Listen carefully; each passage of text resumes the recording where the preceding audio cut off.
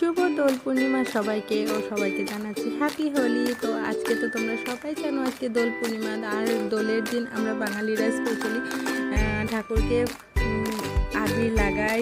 ঠাকুরকে আবির লাগানোর জন্য কত এক্সাইটেড থাকি, কারণ ঠাকুরকে আবির লাগানোর পরেই আমরা হোলি খেলতে পারবো।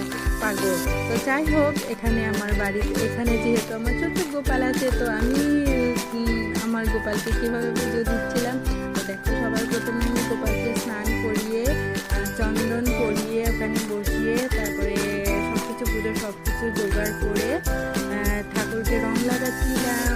এখানে আমার কানাকে ভরে ভরে রং দিচ্ছিলাম। তো দেখো, কানাকে রং দিলাম, তারপর সবাইকেই দিয়েছি, লক্ষ্মী, সরস্বতী, গণেশ, ওদিকে আমার পঞ্চতত্ত্ব ছিল, গীতা আছে, ওখানেও দিয়েছি।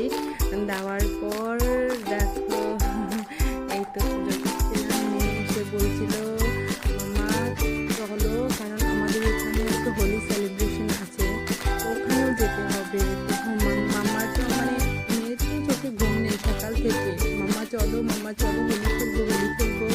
তো হাজবেন্ডও একটু তারা দিচ্ছে, চলো রেডি হও, কারণ মেয়েদের তো জানো রেডি হতে একটু সময় লাগে। যাই হোক,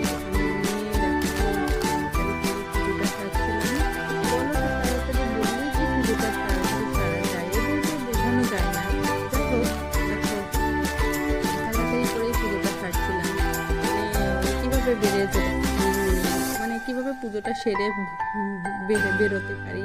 তো এখানে কি আবার, এখানে তো ধরো টাইমিংয়ের ব্যাপার।